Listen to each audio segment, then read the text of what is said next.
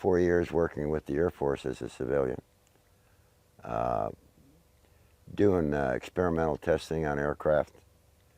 Since my Marine Corps days, I was a pilot in the service and a fighter pilot, and fought in World War II after the latter part of World War II and the Korean War conflict. I was at the and went up as far as the Yalu River. Started working on flight simulators until about, well, the year was 1954 in September. And, well, a little later than that, let me go back a little bit. After I got out of the Marine Corps, I took a job with the Air Force at Wright-Patterson, doing experimental flight testing on various different modifications and tech orders that they had incorporated into aircraft, various different aircraft, F-89, back then the B-47, F-102, and those aircraft. While I was at Wright-Patterson, of course, I was approached by an individual that, and I'm not going to mention his name, to determine if I wanted to work in an area on just new creative things, okay? And apparently that was the flying disc simulator. What they had done, they had selected several of us, and they reassigned me to Link Aviation, which was a simulator manufacturer. At that time, they were building what they call the C-11B and F-102 simulator, B-47 simulator, and so forth. And they wanted us to get the experience before we actually started work on the flying disc simulator, which I spent 30-some years working on. So they had flying disc simulators. To your knowledge, when was the earliest they had them in operation? I don't think any went into operation until the late or early 60s, around 62 or 63. As I watched the reason why I'm saying this is because the simulator wasn't actually functional until around 1958, where the simulator was actually operable. The simulator that they used, or the craft that they used to build, which is a 30-meter one, was the one that crashed in Arizona, Kingman, Arizona, back in 53 or 52. I think it was 53. That's the one they used. That's the first one that they took out to the test site. It was a controlled craft, you know, that the aliens wanted to present to our government, or the USA. It landed about 15 miles from, which used to be an Army air base, which is now a defunct Army base. I forget, I can't recall the name of it. But that particular craft, there were some problems with, number one, getting it on the flatbed to take it up to Area 51. They couldn't get it across the dam because of the road. It had to be barged across the, the Colorado River at the time, and then taken up to where people go now, up 93, out to Area 51, which was just being really constructed at the time, and taken down those dirt roads and out to that particular area of the test site. There were 4 aliens aboard that thing, and those aliens went to Los Alamos for basically, it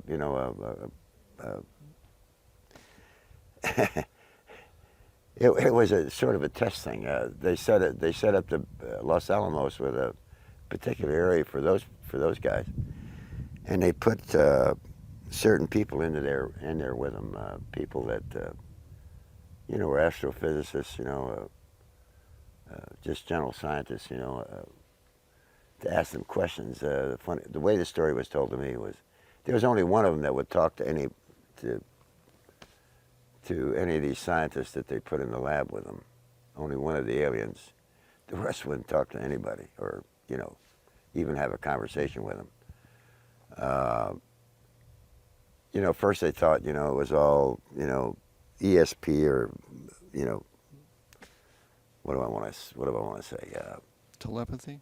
Yeah, mental telepathy. But, most of that is kind of a joke to me because they actually speak, maybe not like we do, but they actually speak and can converse, But there was only one. The difference between this aircraft or this disc and other discs that they had looked at was that it was much simpler design. In the simulator, it was one big thing different.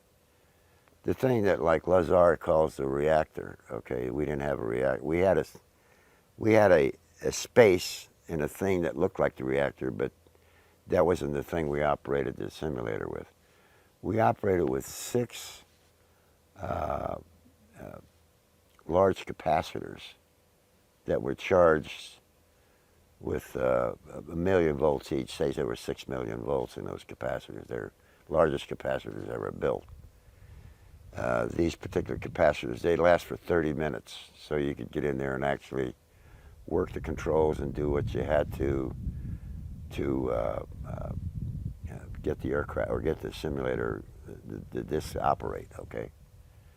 So it wasn't that simple because we only had 30 minutes. Okay, and the reason why it was designed like that photo I showed you was actually when it was operable, it would lift off the ball about a certain amount of there was a dimension there that we had that it actually lifted up, and it could actually turn, a certain amount of degrees left to right or whatever.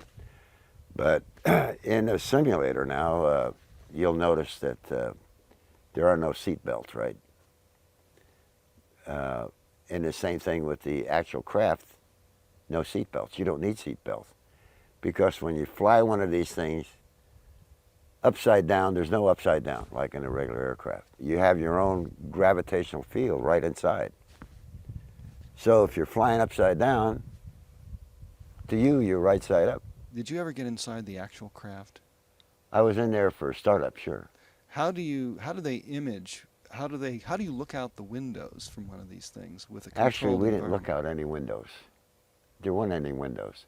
The only place we had any visibility at all, and it was done with cameras or video type things at that time, was in the turret section. My thing was the flight deck, and the instruments on the flight deck. I knew about the gravitational field and what it took to get people to, train them to be able to come in that thing, and operate. You would be sick or disoriented in about 2 minutes after getting in, after it was cranked up.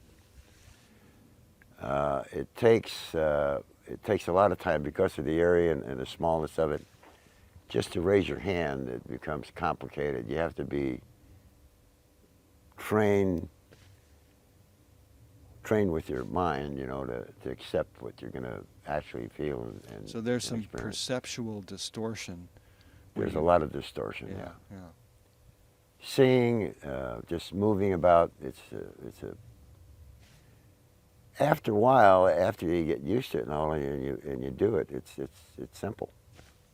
You got to know where everything is, and you got to understand what's going to happen to your body. It's no different than, accepting the G-forces, when you're flying a aircraft or coming out of a dive, and that kind of thing. It's a whole new ballgame. Each engineer that had anything to do with the design was part of the startup crew. Verify all their stuff that they put in works like it's supposed to. Did our flight crews ever take one of these discs out into space? I don't know that. I don't really know that. I'm sure they have.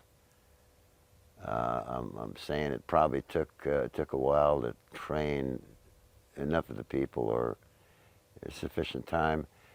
The whole big problem with the disc is that it's so exacting in its design and so forth, and it can't be used, say, with it can't be used as a like we use aircraft today with dropping bombs and having machine guns, in the wings and that kind of stuff.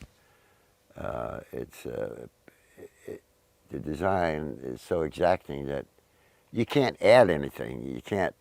It's got to be just right. There's a big problem in the design of where things are put. Say, where the center of the aircraft is and that type of thing. Even the fact that we raised it 3 feet so the taller guys could get in and stuff. The actual ship was extended back to its original configuration, but actually raised. We had a long period of introduction into meeting, say an EVE, an alien. And I called him J-Rod. Of course, that's what they called him, but that wasn't his, I don't know if that was his real name or not, but that's the name that the linguist gave him, so he knew J-Rod, And I did draw a sketch of him when he was, before I left him in a meeting, but, and I provided it to some people, but that was my impression of what I saw. How much individual contact did you have with him? Oh, he used to come in with Teller and some of the other guys occasionally on questions that maybe we'd have, But you got to understand that everything was, specific to the group. If it wasn't specific to the group, you couldn't talk about it. Mm-hmm. So need to know. Need to know. And and he would talk, but he'd sound just like, if you spoke, he'd sound like you. He's like one of the, a parrot, but he'd try and answer your question, A lot of times you'd have a hard time understanding, because if you didn't put it on paper and explain yourself, half the time he couldn't give you a good answer. When you said there was a long build-up to actually meeting this person, what was the preparation like before you actually had a chance to have personal contact? Well, the preparation was, basically going through, first of all, I went through all of the different nationalities in the world, right? Just, these, whatever, Human nationalities. Yeah, human nationalities, Then they got into going into other forms of life, even down to, animals and that type of thing. And the fact that, this J-Rod his skin was pinkish, but a little bit rough, and that kind of stuff. Not, not horrible looking, or to me, he didn't look horrible looking. Some of the guys, that was in the particular groups that I was in, they never even made it, as far as I was concerned. When they gave you the psychological question, I just answered them the way I felt, and I had no problem, And that's what they wanted to know. If you'd become, like, hey, here's an alien, he's from here, and I don't know what, one of those kind of things, But it never bothered me, it didn't amount to much. So what kind of scientific advice he would give the crew that was building or back engineering these? Basically, it was only engineering advice or science advice. Say for example, I performed the calculation, and I spoke of a book that, it's not a book, it's a big assembly of various different divisions on gravitational technology, okay? And the key element in there, all the information wasn't there, because even our guys, our people that were the top mathematicians and stuff, couldn't figure some of this stuff out.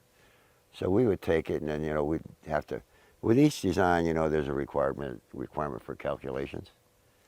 And we'd have to prove by calculations, that this thing's going to operate. No different than anything else we do. And sometimes you get into a spot where you try and try and try, and even if you use the formulas to come up with this thing that they'd provide you, it wouldn't work. And that's where he'd come in, you know, to tell him to look at this and see what we did wrong. So you really never knew how many we had. The last 40 years or so, or 60 years, maybe there's, I'd say 40 years anyway, not counting the simulators, I'm talking about actual craft. There's probably maybe 2 or 3 dozen, various different sizes That we've built, or that we have that we built. Okay. I don't know much about the ones that, you know, that they brought here. I know about that one out of Kingman, but that's about it. And I know the company that hauled it out of there and who's out here now. A couple different versions that they used. One was a chemical version, one was a solid version. And I don't even know the chemistry of the chemical version. But there's one that operates with under chemicals, with certain chemicals. Actually, what they've done with, I think, with these triangles that people have seen is they've got like 2 or 3 of, say, a 30-meter crafts that are in the center of it. And the outside perimeter, you know, you could put anything you want as long as these particular ones meet the design criteria, and they'll operate. Then it's more or less all that other stuff on the outside is tag along. Mm-hmm. But I'm sure if they put a large weapon up there and fired it, it would probably, you know, not work. Or they'd kill themselves. There are certain reasons for the secrecy. I could understand that, no different than, you know, the first atomic bomb that they built. But, you know, they're getting so far ahead now with aircraft design, and people have come up and they're visualizing and seeing some of the design aspects that are put in some of the aircraft today. And eventually, I'm saying, like I told you gentlemen earlier, that 2003, most of this stuff will be out